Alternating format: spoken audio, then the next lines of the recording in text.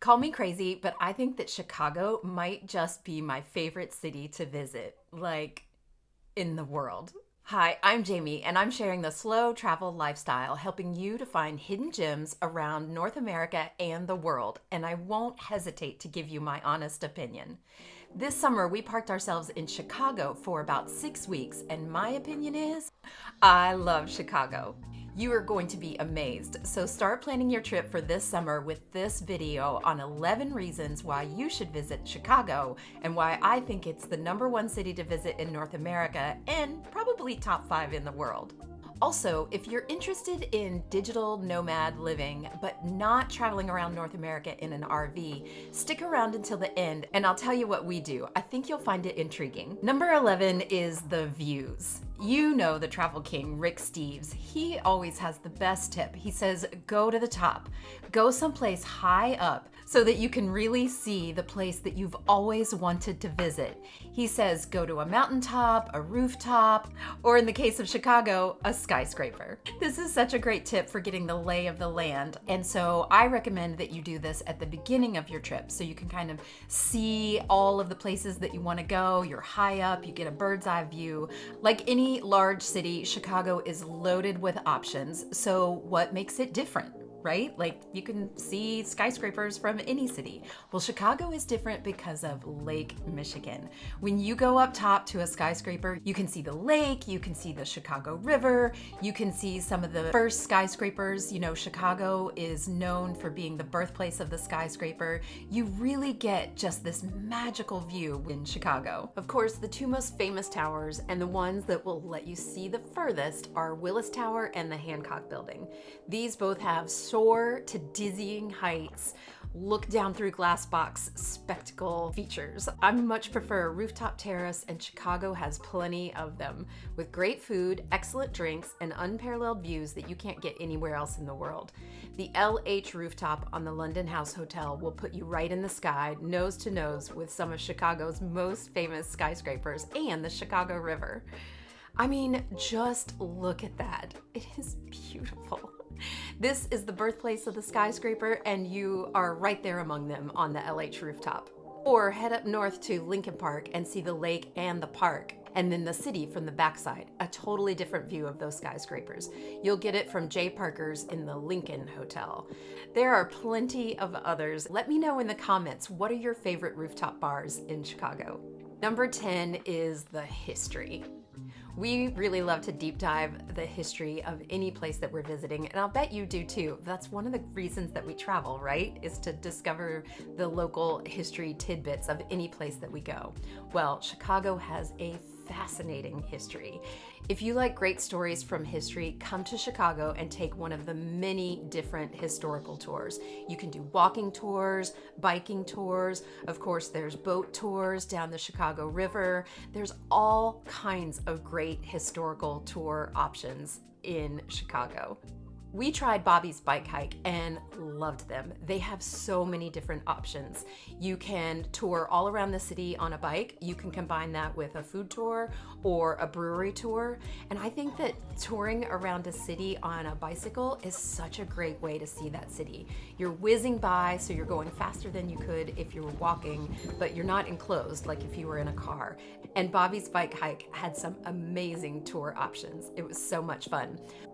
We stayed in the Lincoln Park area this time, so I took a tour with Bobby's of the Lincoln Park neighborhoods, and it was great. I highly recommend it, especially if you're trying to get outside of the downtown, the Loop, the Bean, and Magnificent Mile. If you're trying to see something different, I highly recommend that Lincoln Park tour with Bobby's bike hike. Number 9 is the architecture and the design of the city along the lake and the river. Like I said, Chicago is the birthplace of the skyscraper. But what makes it different from the other high-rise urban areas is the very intentional way that Chicago planners insisted that buildings be set back from the river and the lake and each other. This makes the city feel like a museum of buildings, beautifully set apart from one another so that you can truly see and appreciate the details of each one. Here's my tip. Start at the lake and head west on Wacker Drive to get a gorgeous view of the buildings and bridges, especially as you round some of those corners. Then pick a spot to head down to the Riverwalk. You can start as far west as West Lake Street and work your way back toward the east down along the river.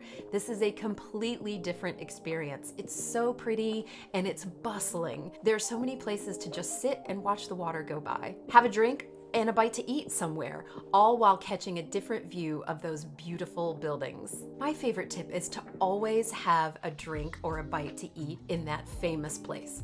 Is it a tourist trap? Absolutely. Is it going to be expensive? Of course. Is the food going to be less than? Yeah, probably. But who cares?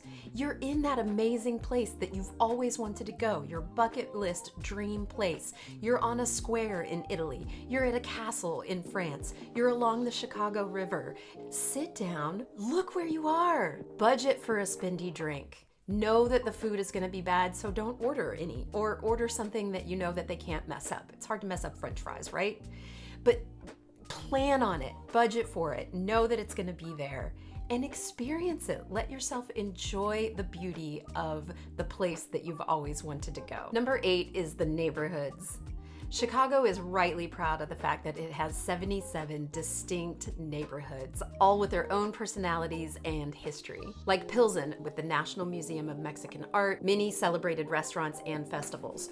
Or River North, very urban with high-rise condos, art galleries, cool restaurants, bars, and shopping. Old Town, leafy, charming, and very historical, or the hip indie artist vibes of Bucktown and Wicker Park.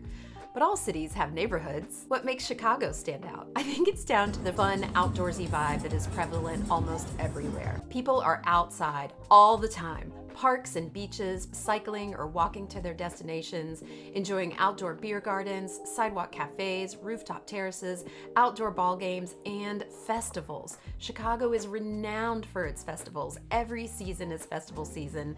And as one Chicagoan said in answer to, why does Chicago have so many festivals? He said, we have lots of parks, we like to be outside, and we like to party. That's all you need for a festival, right? Here's my tip. Even if you've been to Chicago before, pick a festival and go during the festival season. You'll deep dive on that neighborhood, you'll get to enjoy one of the great festivals, and you will have a completely different experience than what you had when you went and focused on the Loop and the Magnificent Mile. A bartender I spoke with at Terrace 16 said the same thing. He says, I'm a lifelong Chicagoan and I've traveled all over the world. For me, what makes Chicago unique is that big city vibe with the small town feel. That Midwestern friendliness makes it welcoming, and all the unique neighborhoods mean you can come back many times and have a completely different experience. The number 7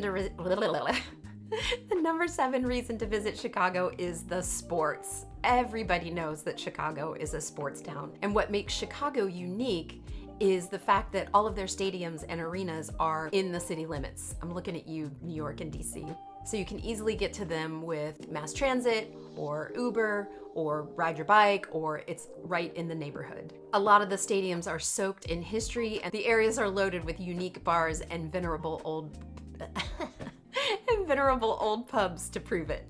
We got to head out to a ball game at Wrigley Field, and oh my gosh, what a treat. One of the fun aspects is going to the game is hitting the bars beforehand, and we had a blast at Murphy's Bleachers. This 80-year-old sports institution is a sprawling extravaganza of a bar, teeming with Cubs fans, good pub food, cold beers, and an energized crowd. This place was a blast. Tip, go past all the other bars in Wrigleyville and make your way to Murphy's Bleachers. You won't be sad that you did. A friend of ours who also lives the nomad life ended up in Chicago for about 3 months, and they loved it so much that they extended and stayed for 6 months. They ended up in the neighborhood near the White Sox. Well, he ended up going to the games almost every week because it was so much fun and it was just right there. So if you're a digital nomad traveling around North America, pick a place that you want to go, move in somewhere right near the park, and just go to the games for a few months. It's one of the cool things about living this lifestyle. The number 6 reason that you should visit Chicago is the park system. Y'all, this city is gorgeous. Chicago's original motto in 1830 was Urbs in Orto, city in a garden, and you can tell that they still try to live up to that name. With over 570 parks like Millennium and Grant Parks, which we all know and love, and my favorite, Lincoln Park. Lincoln Park is huge. It's 1,200 acres and includes North Ave Beach, the Lakefront Biking Trail, plus a zoo, 2 museums, walking trails through the parklands, several wild nature areas, and landscape formal gardens. It's got an 1890s exotic plant conservatory, and on Saturdays and Wednesdays, you'll find the Green City Farmers Market, which is ranked number 3 in the nation by USA Today. You can also wander around Lincoln Park neighborhoods like Old Town for another city in a garden experience. Here's your tip. Come in June and you can experience the Old Town Art Fair's Garden Walk. Over 50 gardens are on display with signs posted with information about the garden, some historical anecdotes, and fun facts about the house, like this one about Al Capone. What does Chicago have that could possibly make me say that it's my favorite city in North America and number 5 in the world? Well, it's the number 5 reason to come visit Chicago, and that is Lake Michigan. Y'all, we cannot ignore Lake Michigan when we're talking about Chicago.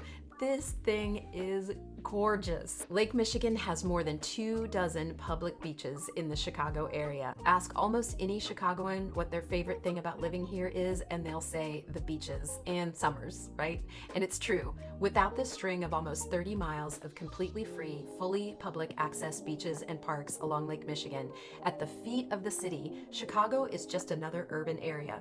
And of course, what makes Lake Michigan and its beaches and parks unique is the view of the magnificent Chicago skyline right there. It's a match made in heaven. Whatever beach and lake experience you're looking for, you'll find it in Chicago. You want a place you can take your dog and family? Head up to the biggest beach in the northern neighborhood of Uptown, called Montrose Beach.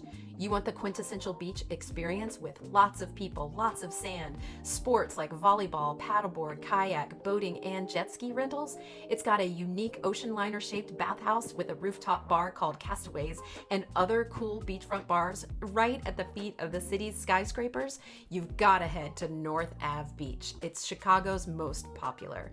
Here's my beaches tip. Oak Street and Ohio Street beaches are great if you're staying near the Magnificent Mile and other popular tourist destinations. They're a little smaller than North Ave or Montrose, but they have all the amenities, various rentals, and at Oak Street, you can even get a massage on the beach at Coup de Main in their cabana. So next time you come to Chicago in the summer, be sure to bring your bathing suit and some sunscreen and hit the beach.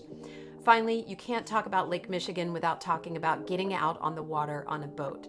There are many rental and tour options available to suit whatever your style of boating is, from yachts and sailboats to pontoons or Boston whalers.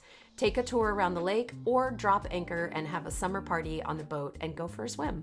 The number 4 reason to visit Chicago is a no-brainer. It's shopping. Of course, you've got to hit the Magnificent Mile. It's right downtown, just north of the Loop. It has that downtown shopping vibe and every store that you could wish for.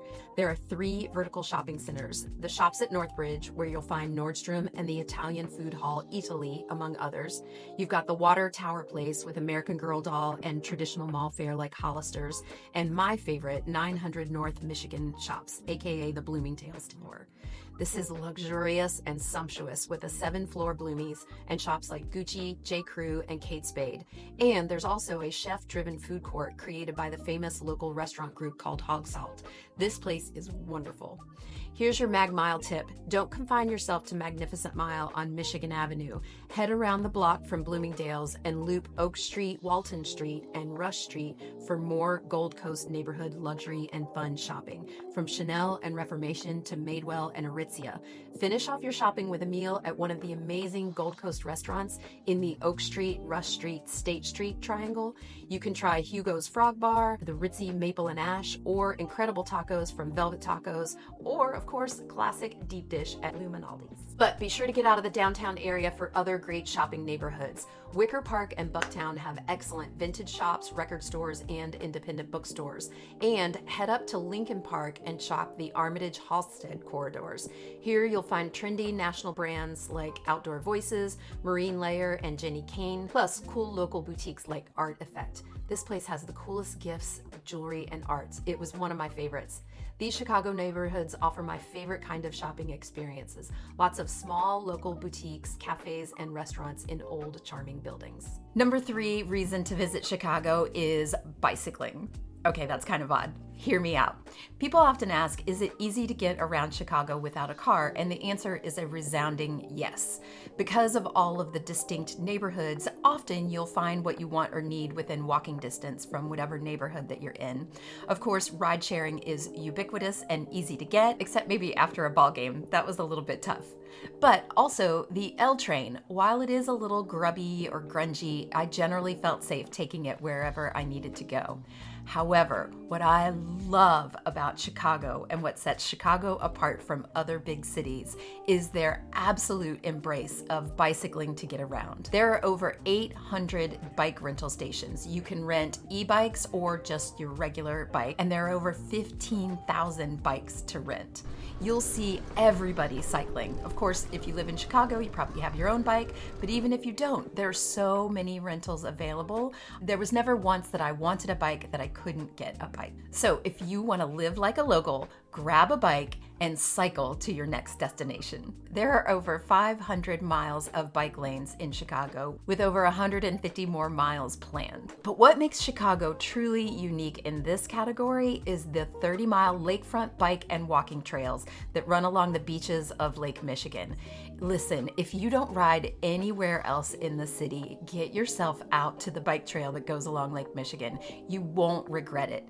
It's amazing. Flying along with Lake Michigan on one side and the spectacular skyline of Chicago on the other, there is nothing else like it. You can access this trail from anywhere near the lake, and it goes as far north as Montrose Beach or south to South Shore Beach below Jackson Park. Here's a tip. If you're a little bit anxious about cycling in a new city and you want to combine a little history with your bike ride, then be sure to check out Bobby's bike hike that I talked about earlier. The tour that I took was led by 2 guides, and they always made sure that we were all together as we rode through the city. It was a great way to sort of learn the rules of the road of cycling in Chicago. The number 2 reason to visit Chicago is the restaurants and the food. Y'all, Chicago is a joyous, celebratory, foodie town, and we had so much fun trying to experience all the different food options that there were in Chicago. We loved the historic neighborhood joints like Twin Anchors or Marge's Still in the Old Town area, and one of my favorite historic spots was Miller's Pub down in the Loop. Miller's Pub has the best bartenders and delicious fish and chips, and it's been there since the 30s, I think. It's really close to the art museum, so I would recommend that you pair those two together. Go to the art museum and then hop a block or 2 over to hit Miller's Pub. It was awesome. I loved it. And of course, you've got to try famous Chicago foods like deep dish.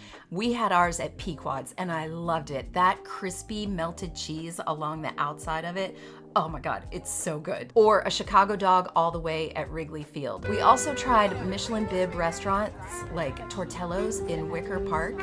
You can watch them hand make pasta in the storefront window and then enjoy a bit of jazz on the sidewalk seating area. This was an awesome way to spend the summer evening. Or try the incredible Shalom Balam in Lakeview. This is perfectly paced, tapas-style Mexican food with excellent guidance and service. Hands down, one of my favorite service experiences in Chicago. I cannot wait to go back to Shalom Balam. It's also a Michelin bib spot. In Lincoln Park, you've got to try Armitage Ale House, the impossibly cozy take on a 1920s London pub. Up in Andersonville, try Bar Roma and their famous meatballs, and again, perfect service before heading out to the nearby Green Mill for a night of jazz. In Chicago, you're going to find innovative chefs and restaurants that are breaking the mold. There are 22 Michelin-starred restaurants, including the nation's newest 3-star restaurant called Smith, and they also have 47 bib gourmand restaurants, like Shalom Balam and Tortello's that I just mentioned. The international director of the Michelin Guides said that these awards solidify Chicago as one of the best places in the world to visit for culinary adventures. See, it's not just me. Here's your tip. Be sure to make reservations. Chicagoans love to go out to eat, and the popular spots really do book up fast. Some, like Hog Salt's Armitage Ale House, book up within seconds of opening up new reservation slots. The number one reason to go to Chicago is their bars and music. Finally, as a former bartender, and bartenders being the source of some of my best travel tips, I love a good bar. And as Thrillist.com says, Chicago is hands down the best drinking city, like ever. I love that quote from Thrillist.com. Chicago has beloved dive bars, trendy craft cocktail lounges, including a couple owned by Michelin-starred chefs. It has not-so-secret speakeasies, wine bars, rum bars, gin joints, whiskey bars. They even have a champagne bar and a Starbucks bar. Y'all, it is an extravaganza. They even have America's freshest tiki scene. Don't miss 3 Dots and a Dash for a back-in-time, rum-fueled experience. Think skull or Easter Island head-shaped cups full to the brim with alcohol and orchids, and some of them even smoking. You've got Trader Vic Mai Tais, daiquiris, painkillers, even zombies, and of course a whole slate of newly imagined craft cocktails that fit the beautiful, dark, but well-lit tropical vibe of the place. Finally is the best, music bars. For blues, you've got to go to Kingston Mines, a classic from the 1960s. It has 2 stages playing great blues, and of course, you've got to go to the Green Mill Jazz Cocktail Lounge. This continuously running bar from 1907, run as a speakeasy during Prohibition by one of Al Capone's men, and with a wink and a nod from police, was restored to its former glory in 1986 and has been the best place for jazz ever since. It is a glorious back-in-time experience, and you have got to go. Here's your Green Mill tip. If you get there like we did after the place had filled up and there's no place to sit down, what you want to do is head straight back in the bar toward the stage and then around to the left. There's some great standing room there in front of the bar between the bar and the stage, and you can really see the stage well from there. And if you're lucky like we were, when the musicians took a break, a lot of people got up from their tables and went on to their next bar hopping thing, I guess, and we were able to get a table front row for the second set. So don't worry if you get there a little bit late, just head on in and you'll have a great experience. Finally, the bonus, slow travel. We are full-time digital nomads, but we don't live in an RV. We decided that that lifestyle was just not for us.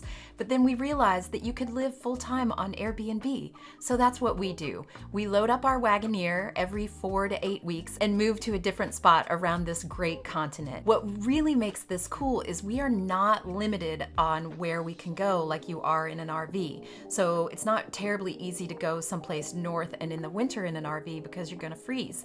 So while everybody that is doing the RV lifestyle is down south fighting it out for those few spaces, we head up north, like to Quebec for February, and get to experience winter and snow and skiing and all those fun things that you can't really do if you're in an RV. If you have any questions about this lifestyle or how we do it or what we do or why we do it, be sure to drop them in the comments below and I'll make a video about it for you.